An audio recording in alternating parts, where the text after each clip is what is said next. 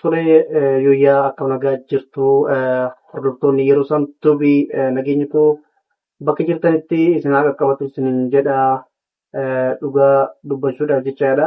Yeroo darbee maalin akka viidiyoo akkamii akka hojjennee quba qabdan jedhee yaada. Warroonni quba qabdanis warroonni quba hin qabnes warroonni agarrees jechuu kooti. Piraankii jettee urgiin jechaadha. Piraankii akkasii sanarratti akka dalagdee quba qabdanii garuu immoo kan keessa dabarree jechaadha. Har'a kunoo maaliin dhuftee kan jettanuu kan ta'u ta'ee wanti nu ittiin dhufne wanti nuti har'a ittiin isinii dhufee dhugaa dubbachuudhaaf urgiin gartee waan alangeen deemtuuf fardi wallaalu akkuma jedhan sanii natti fakkaata. Dhugaa har'a du'aayii keessan na barbaachisa. Amantii kana sanis osoo hin jennee warroonni amantii musliimas ta'ee warroonni gartanii amantii kiristaanas ta'ee protestantii ta'ee hundumti keessan jechaadha. Hundumtuu amantii keessaniin akka waaqayyoo naaf kadhattan du'aayii akka naaf guutaniin abdii isinirraa qabaa. Dhaamsa kanaan isiniif dhaammachuudhaafan deemaa. Maaliifuu kan jettan taate akkuma reefuu waan alangeen deemtu fardi wallaalu jedhamsa jechaadha. Ofumaan piraankiidha jetteetti piraankii dhugaa wanta irraa quba qabu hin qabu. Haala saniin piraankii sanii narratti hojjettee turte. Garuu anis qoosee anis garuu baay'een aaree jechaadha. Piraankiin akkanaa akkamitti namarratti hojjetama? Ilmee keetirratti akkamitti wanta akkanaa hojjetta?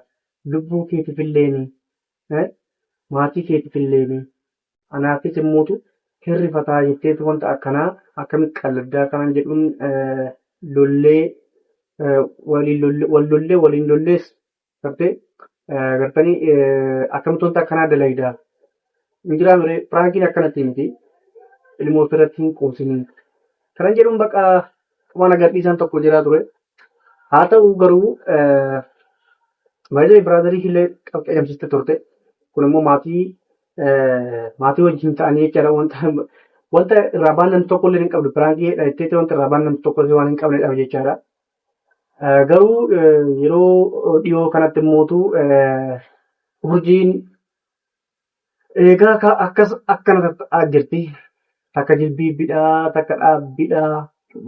Baay'ee waan ciniinsuun nama gootu nama dhahetu beeka yookaan nama dhahetu beeka yookaan nama dhahetu beeka.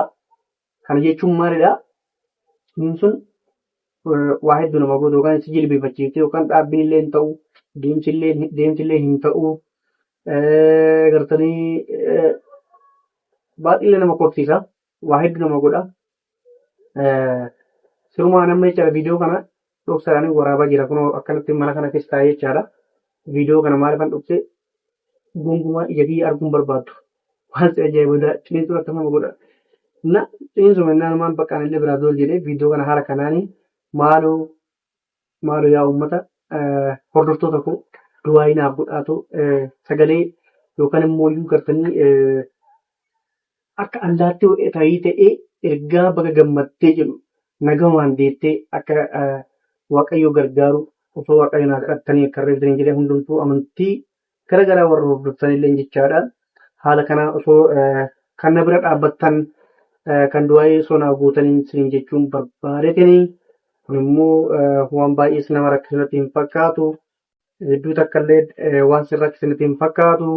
Kana durallee wantoota akkasii kana waan sin rakkisatti hin fakkaatu waan ta'eef kanuma bichaa du'aayii naaf godhaa waaqayyoo akkanaa kadhattan abdii isinirraa qabaa kanan jedhudha.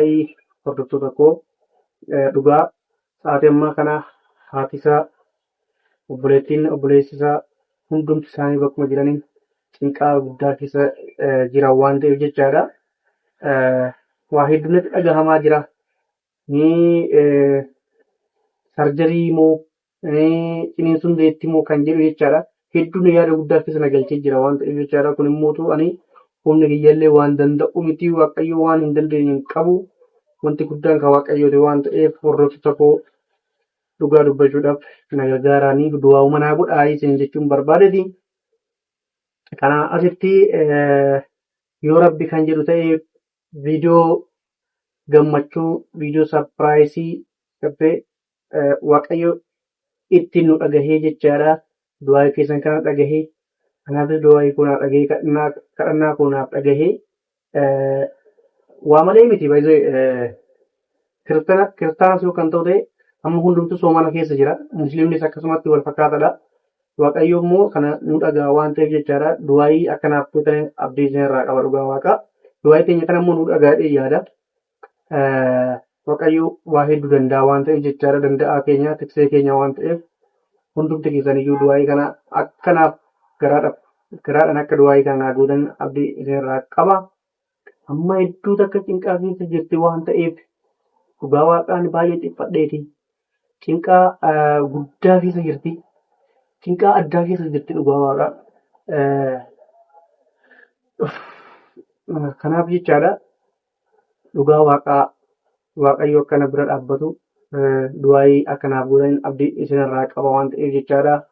Hordoftoota koo nageenyi koo dabalatee isin biraa haa qaqqabatu isiniin jedha.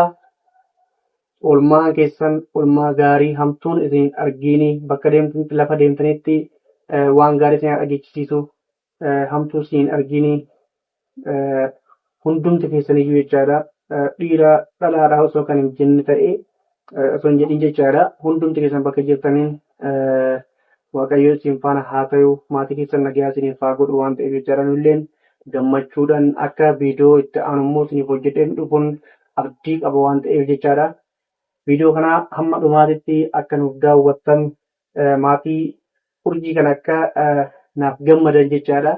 Dhiphina kiyya kanas arganii akka du'aayii deebisaniif nu godhan itti aanee viidiyoo baga gammaddanii kan jedhu jechaadha. Maatii shiirralleen ta'e sagalee urjiis dhageechanii jechaadha. Du'aayii keessaniin taankiyuu kan waliin jennuun isinirraa qaba isiniif dhiyeessa. Kanaaf jechaadha. Hundumti keessaniyyuu hedduu takka na biraa galata guddaa qabdan jedheen yaada gaafasanii. Kanaaf ammas akkuma kabajamtanitti hordoftoota koo dhugaa waaqa umurii dheertuu waaqayyo isiniif haa laatu isiniin jedha. Maatii kana akkanaa gammachiistan urjiinis akka gammachuudhaan gara viidiyootti aanutti akka waliin dhufan abdii isinirraa qaba. Oolmaa keessan oolmaa gaarii isin haa ta'u irra deebi'ee tooni halkan gaarii isiniif haa ta'u lafa ooltanitti nageenyatti wajjin haa oolu nagaa wajjin